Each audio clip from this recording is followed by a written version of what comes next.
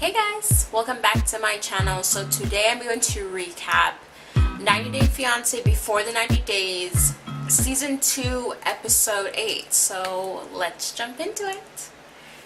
Okay, for this episode specifically, I found it a bit boring. There really wasn't much happening, and if I could sum up the segments in Sunday's episode, I would kind of say like there's a lot of forgiveness. I know the title of the episode is called Expect the Unexpected, but there's a lot of forgiveness happening throughout the episode. So with that being said, let's start. The first couple, Jessie and Darcy. Well, TLC is doing a terrible job at continuing their story. I'm done with them. I don't want to hear them and stuff. I thought this episode was going to be the episode where Jessie breaks up with Darcy, but it's not. It's the build up to the episode. You have Darcy on one hand seems really excited to see Jessie. She doesn't know what his trip, like the meaning of his trip and like what this means for them. It could be proposal, like who knows. And Jessie decides to fly all the way to New York to tell Darcy basically it's over because he's not the type of guy that would just text her and stuff. He has more respect for her and blah blah blah. But their segments was very, very short. Jessie meets with his friend and lets his friend know the news, and it's him and Darcy coming together. Mind you, they haven't gotten together yet, but we'll see in the next episode. So that's kind of all I have for them. Really, there really wasn't much. But the previews I saw, like, they're going to be fighting again. So it is what it is. So next up, we have Tariq and Hazel. So, like I said before, not much really to their story. They finally go to El Ninza or something like that to get like a romantic getaway before Tariq has to leave, because they're going to be there for about 4 days, and it seems very romantic. And Tariq is very affectionate, and you can see that kind of Hazel doesn't want any of it. He's basically begging for kisses. Like, if this girl's supposed to be your girlfriend and stuff, and you love her, she's gonna be the mother, she's stepmom to your child and stuff, she can't even give you a kiss. It's like he's begging her all the time. And like, don't get me wrong, if she doesn't feel comfortable, she doesn't have to. But this is supposed to be the man that you're going to be spending a lot of time with and stuff. I would think that, like, at least kissing, like, she does not need to sleep with him if she doesn't want to, but at least kissing your future husband. But we do see that they went on a romantic, and the trip looks amazing, and he finally gets a little bit of kissing action when they climb up on the rock after they've been kayaking. So that's kind of it with them. There wasn't much. Let's go on to the next couple, which didn't have enough either, was Martha and Dia. And so I have a feeling there is nothing going to happen with these two people. I don't know. I feel like I'm 70% sure that they're not going to see each other. To have a couple introduced this late into the season and have them not see each other is not like TLC and a bit weird. I also find, like, with these couples, what is with you speaking with somebody that you've booked a ticket to, you're gonna go see, and then they stop communicating with you? I hope people have refundable tickets, because if I'm going to be leaving my country, spending money, spending time away from my family to visit you, I have to know that you're going to be at the other end. You're going to be at the airport to pick me up. You're going to want to see me. I'm sorry, Dia looks like he's done with Marta's mess. And I feel like the whole cross, when she's wearing the cross, she I don't know if it was her or TLC, she was doing the most. Like, he knows you're a Christian. He doesn't want you to be. You said you're gonna be. It is what it is, but you don't need to be, like, wearing the cross and being like, oh, I always wear the cross. Like, it was really annoying. And how is she, just like how what happened to Angela, you're going to be leaving the country on this date, you don't have your things in order. Angela didn't have her passport in order, which was ridiculous, and Marta doesn't have the visa, I don't know, the visa paper she needs from Daya. And she's finding out about this about a week before she has to go. That is not only irresponsible, but very, very reckless thing to do. You have kids to live for and stuff. You can't be doing foolishness like this, Daya. For this young, attractive guy who has abs. Like, give me a break. And then when he gets mad, he's just ready to hang up on you, or he doesn't want to text you and stuff. Like, this relationship is not going anywhere. It's going to stay basically virtual for the rest of their relationship, and I'm 70% sure of it. Anyways, let's go to the next couple, Ricky and Jimena. So we pick up where they last left off, with Ricky basically telling her the truth about Melissa and how he did come there to see Melissa, but they had no chemistry, and I guess because we were talking and stuff, I decided to see you, but like, I fell in love with you, I think you're the girl for me, blah blah blah. So Jimena walks off to the washroom. I thought she had went to the room, because I was wondering, why is Ricky just sitting around and stuff, like, why isn't he after her? But she goes to the washroom, and she comes out, and she's like crying, she's devastated, and like, I could understand why. You've been told that, like, your man, or the man who you thought was your man, came here for another woman, and then when that didn't work out, all of a sudden he was on your line, and I would feel hurt. I would feel a type of way if that was me. So I understand where she's coming from. I didn't appreciate Ricky being like, oh, do you know how much courage it takes to tell the truth? It shouldn't take any courage. Like, you should have told her the truth, even through text, before you even saw her. You should have said something. But you decide to sleep with her, finesse her and everything, and then be like, well, it is what it is. Like, aren't you happy I told you? Aren't you happy I told you? And I didn't think that was right on Ricky's part. But with the actions and things that were happening, I saw, and I could really see that Jimena was going to take him back. Especially when she came back and she was like, oh, okay, I'm going to listen to what you have to say. And then I was just like, she's going to take him back. I'm fine with her using him, because this is ridiculous. So is there anything else that happened with them? Not really. They're trying to, Jimena's trying to forgive Ricky, and Ricky's trying to build the relationship, to make it stronger, because the lie he told was not a tiny lie, and it really hurt her. So she's just trying to recover from that, and but I could see them being together. So I think that's it for them. I'm really going past each couple, but I really did find this episode to be boring. The next couple I want to talk about is John and Rachel. So once again, there wasn't much happening. Rachel has been back in the States for a while, and with John's whole visa situation, they've decided to get married in the UK. So that means they're legally married, and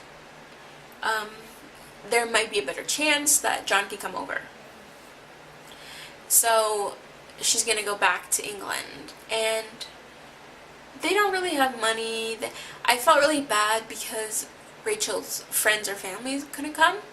And like, I can understand like her friends and stuff, but like, I was sad her dad couldn't come, because at least like having somebody from your family would have been like really nice. But nonetheless, it's okay. It's whatever. So they meet up with the immigration lawyer to discuss the two visa options they have. The visa option she described, which I don't remember, which might be the most promising, could require up to 3 years before John and Rachel could at least live in the same country.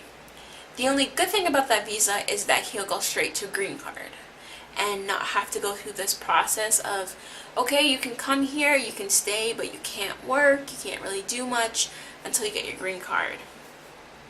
So Rachel's obviously devastated, talking about, I can't believe like people are keeping us apart. Like, no, Rachel, it's not evil people keeping you guys apart. It's John has a criminal record. John could not contain, I don't want to say his anger because I don't know him like that, but he was getting into a lot of fights. It takes, like, this stuff catches up with you. Just because you're done with it and stuff doesn't mean your past disappears and stuff. It can haunt you, and it's haunting him now. So I hate she keeps talking about, oh, they're keeping us apart, and like, no one is keeping you guys apart. It's his record. So blame John. It's John's problem. Like, I don't want other people from other countries that have done violent criminal things coming to my country. So like you need to understand, like, that's why he's being rejected. It's not like America sees him and then they like judge him. They're like, oh, you're from the UK? Then no, you can't come over. So I don't know. But John is fine with it, and John is willing to wait, so I commend him. And they've been together for 1.5 years, so 3 years, they can do it. Because I feel like out of all the couples, they really love each other. And then Rachel goes dress shopping, and her best friend, I'm sorry, I kept staring at her makeup, raccoon eyes, and did you realize her wing liner was like this close to touching her eyebrow? And like, the way your eyebrow and your wing liner are parallel with each other, there's no reason why they would meet unless you stretched out your eyebrow to like down here. But like, just putting on like natural makeup, it should never meet. But hers was like that close to meeting, and I just kept staring at it, and I'm like, raccoon eyes, like she has like black eyeshadow everywhere. It was distracting me from the story. Anyway, so she's going to try on bridal gowns. She's a little bit self-conscious because she's gained weight due to pregnancy, which, like, what do I want to say? You gave someone life. Like, cut yourself some slack if your body changes or you don't look the same. You've done something incredible. That you've done something that not everyone can do. So she tries on the dress, and the dress she really likes to try on, I absolutely hate. I don't like the two-tone color. I don't like the way, like, and it was like a pinkish, like ivory. I don't like the way it fit on her, and I don't understand why she's trying on dresses she can't afford. Like, the dress is $700. I don't know why people don't check the price tag and just try on stuff and then be like, oh, you know, I'll just see later. Like, go to David's Bridal and get like a $99 gown. Like, I was just like eye rolling the whole time in that segment. So the next couple I'm going to talk about is Michael, and Angela. So this their segment takes place from where we last left off. Angela's very mad at Michael because of the 3 lies he did say, even though they're not really lies, but I'm just gonna kind of describe it to you the way Angela put it. The not putting her as a screensaver, not deleting the 1,000 women he followed on Instagram, and going to the club to actively look for a girl that ended up in a BJ. And Michael is trying to persuade Angela to forgive him. So then the next day comes, and then Angela's in bed wherever they stayed at, and Michael was somewhere. So he comes back because I guess they're only going to stay there for 1 day. And Angela is saying, and she says it constantly in this episode, like, I can't trust you, like, I don't know if you're here for my money and stuff. And like, Angela has every reason to think that, because Michael doesn't really want her, because Angela won't be able to give him kids, and he's looking to go to America to build a business, and Angela is like his ticket to America. So I don't think they're gonna work. Throughout the whole episode, Michael is so beggy and please Angela, blah blah, if I know, blah blah blah. And Angela's like, Michael, I can't trust you, like. And I understand from Angel's perspective is like, she's too old to be playing games and dealing with foolishness. Like, if she doesn't trust you, she doesn't want to be with you, and it's simple as that. But anyways, her and Michael, and eventually she kind of forgives him to a point. I don't think she fully forgave him, but she because she can't afford to leave to go cut her vacation short, she decides to forgive Michael and have him make up for the days that they've been fighting and all this stuff for the remaining days that she has left. So and Michael's like so grateful, and then he buys her a cake, and then like the way she was eating the cake like these huge spoonfuls, and she was loving it, and she was happy, and Michael's on her good side now, and now Michael's gonna be walking on eggshells around Angela because she can snap at any moment, and he's trying to secure his ticket. So that's all for them. And then last but not least, we'll talk about Paul and Karini. So Paul and Karini, I felt like through the episode they've teased why she was at the hospital, in the medical center. And spoiler alert, she's pregnant. I knew she was pregnant because of pictures from current times of her pregnant. Paul and Karini's mom still can't get together. They still can't get along, but they're going to be there for the baby. Karini, I don't know how she or why she suspected she was pregnant, but anyway, she ends up in the medical center. They do the test and they find out she's pregnant. And Paul had beforehand talked to his mom about like what he should do and stuff, and his mom's just like, if you want to make it work, but if not, then come back. Like, there's no, like, there should be no divorce talk and stuff like that. I knew she was pregnant. I knew the secret, so it wasn't a big like shock or reveal. I feel like the other part was just like, Karini was like, oh, I'm 4 or 5 weeks, and Paul was like, 4 or 5 weeks. But that's none of my business. But we'll see. I guess they're gonna try to make it work for the sake of the baby, and Paul definitely wants to be in their kid's life. So I'm hoping that next episode is a bit more exciting than this episode. But I am done, so that's the end of my recap of 90 Day Fiance Before the 90 Days Season 2 Episode 8. Don't forget to like, comment, and subscribe. Thanks for watching.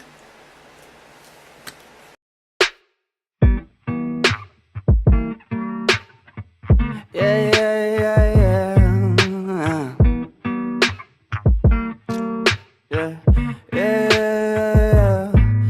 just a dumb cunt, fucking sick and tired of it. Maybe I could